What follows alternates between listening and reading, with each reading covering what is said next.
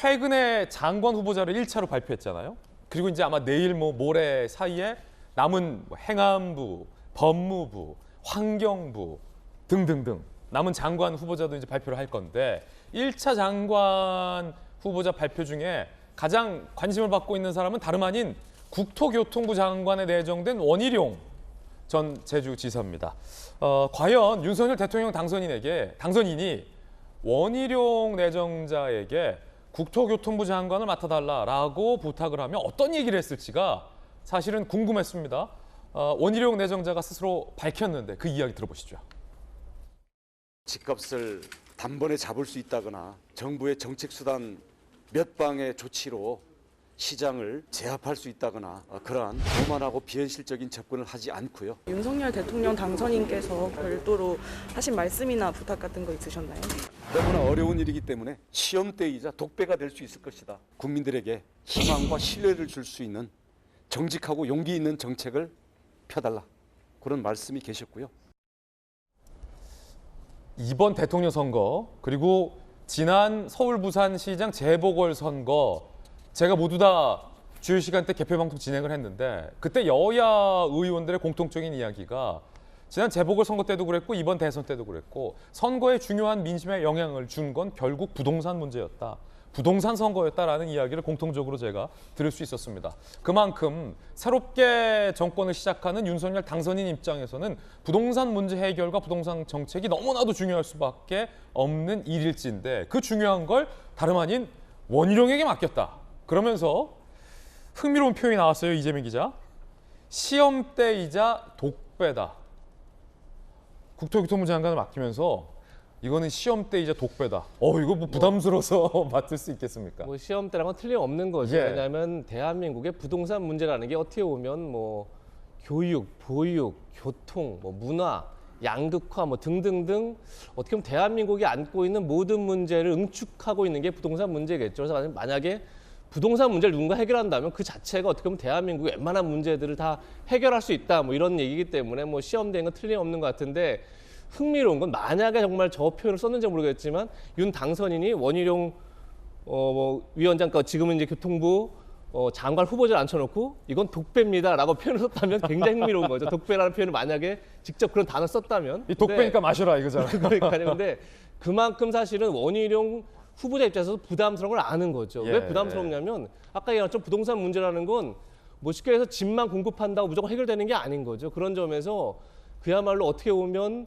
요관 먹으면 다행인 그런 자리를 원희룡 후보자 입장에서는 어떻게 보면 다음 대선까지 염두에 둔 정치인인데 그걸 맡았다는 건 굉장한 큰 리스크를 아는 거죠. 그렇죠. 그런 만큼 제가 볼 때 원희룡 후보자도 물론 제주도지사를 이제 2번이나 했지만 어떻게 보면 전 국민에게 각인될 만한 어떤 강력한 어떤 정치적 승부수, 정치적 본인의 어떤 자산이 없는 거죠. 그런 점에서 부동산 문제를 만약에 해결하고 안정화시킨다면 그건 굉장히 큰 자산이 될 것이다. 이런 이제 본인의 어떤 생각과 그다음에 또 윤석열 당선인 입장에서도 부동산 문제만큼 왜냐하면 문재인 정부가 부동산 정책으로 어떻게 정치적 심판을 받았는지 너무 잘 알기 때문에 그런 점에서 이 부동산 문제만큼 해결해야 된다. 그렇다면 누군가 정치적 책임감을 가지고 이 문제를 해결해야 된다. 이런 이제 생각을 갖고 있기 때문에 아마 두 사람의 그런 이해관계가 맞아떨어진 결과가 지금 원희룡 국토부 장관 후보자가 아닌가 생각이 듭니다.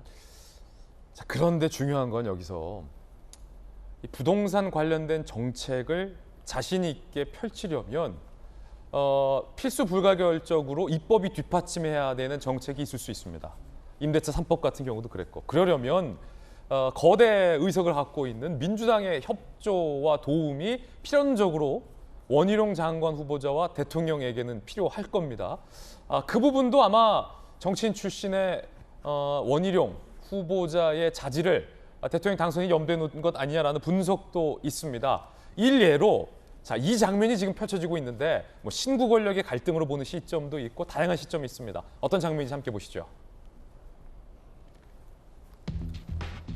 다주택자들에게 현 정부에서 추진한 것 중에 하나가 양도세를 중과하기로 했습니다. 그러니까 주택이 많을수록 집을 팔 때에 양도세가 더 과도하게 부과가 되는 거죠. 그러니까 정책적으로 다주택 보유를 못하게끔 하겠다는 취지인데 이게 부작용으로 다주택자들이 집을 못 팔게 되는 부작용도 제기가 되어 왔습니다. 그래서 윤석열 당선인 측에서는 일단 다주택자들이 집을 빨리 팔게 하려면 양도세 중과를 좀 완화해야 된다. 그러니까 세금 부담을 좀 낮춰줘야 된다라고 요청을 했다는 겁니다. 기재부에 6월 1일 전에 매물 내둘 수 있게 부동산 세금 부담 좀 덜어주자. 자, 근데 문재인 대통령이 집값이 안정세를 찾아가고 있는데 양도세 중과를 완화했다가 영향을 줄 수 있다. 도로 집값이 오를 수 있다. 규제 완화 신중을 기해야 한다라며 사실상 거부를 했습니다. 이 장면 여러분 어떻게 생각하십니까? 부동산 철학이 다르다라고 해석하는 분도 있고 신구 권력의 충돌이다라고 보는 사람도 있습니다. 또 다른 사람은 문재인 대통령의 견제구다라고 보는 사람도 있습니다. 관점이 상당히 다양합니다. 전재수 의원님, 예. 문재인 대통령은 왜 거부한 겁니까? 저거는 신구 권력의 충돌이라든지 좀 그런 건 전혀 아니라고 저는 생각을 합니다. 왜 그러냐면 지금 그 조금 전에 원희룡 국토부 장관 내정자 독배 말씀을 이제 윤석열 당선자께서 하셨다 그러는데 제가 볼 때는 완전히 기회입니다. 이건. 아, 완전 기회다. 완전 기회입니다. 독배일 가능성은 제가 하나도 없다고 보는 것이 왜 그러냐면 지난 2, 3년 사이에 이제 부동산 가격이 많이 올랐던 것은 정책 실패 측면이 분명히 있습니다. 예. 그럼에도 불구하고 또 다른 객관적 환경 자체가 있었습니다. 그것은 뭐냐면은 시중에 너무나 많이 풀려 있는 유동성의 힘이죠. 예. 이 유동성의 힘이 말하자면 그 가격표가 붙어 있는 모든 자산 가치를 다 끌어올린 겁니다. 돈이 너무 많이 풀렸다. 그럼요. 주식, 주식에. 부동산, 코인 할 거 없이 자산이라고 이름 붙여진 모든 것의 가치를 끌어올렸기 때문에 집값도 올라갔다. 그럼요. 그렇는데 지금은 뭐냐면은 이미 미국의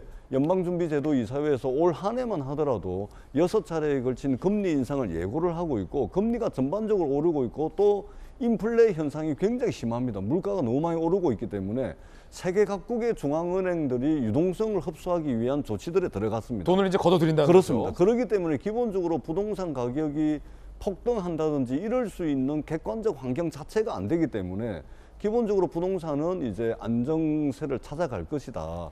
이것이 이제 객관적 환경이죠. 그렇기 때문에 원희룡 내정자는 상당한 실적과 성과를 낼 수 있는 굉장히 절호의 기회를 예. 맞았다. 저는 그렇게 판단을 하고. 환경 좋다. 예. 다만 이제 기재부라든지 어제 대통령께서 이제 문재인 정부 5월 9일까지 양도소득세를 완화하는 것은 문재인 정부가 추진해왔던 부동산 정책 기조와 조금 결이 틀리기 때문에 아마 거부를 한 것 같고 다만 예. 국회에서 있잖아요.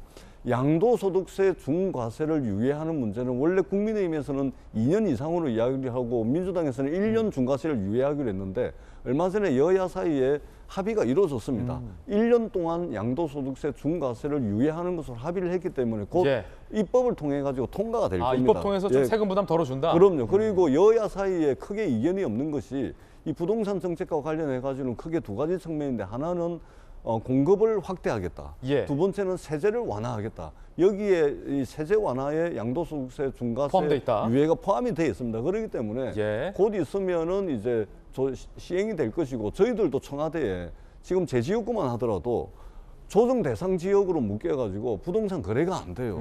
제 지역에 있는 부산 북구도 아파트 가격이 거의 오르지 않았습니다. 그런데도 조정 대상 지역이에요. 그래서 제가 조정 대상 지역은 좀 풀어야 된다라고 말씀을 드렸는데도 불구하고 지금 청와대가 기존의 정책 기조를 유지해야 된다는 측면에서 이걸 잘 이제 수용을 안 하고 있거든요. 그렇기 때문에 5월 9일 이후가 지나면 여야가 합의해서 공급 확대, 세제 완화라는 부동산 정책의 큰 두 예. 가지 틀이 근데 입법으로 뒷받침될 거다 이렇게 생각을 합니다. 예, 세금 부담 좀 줄어든다라는 얘기겠고요.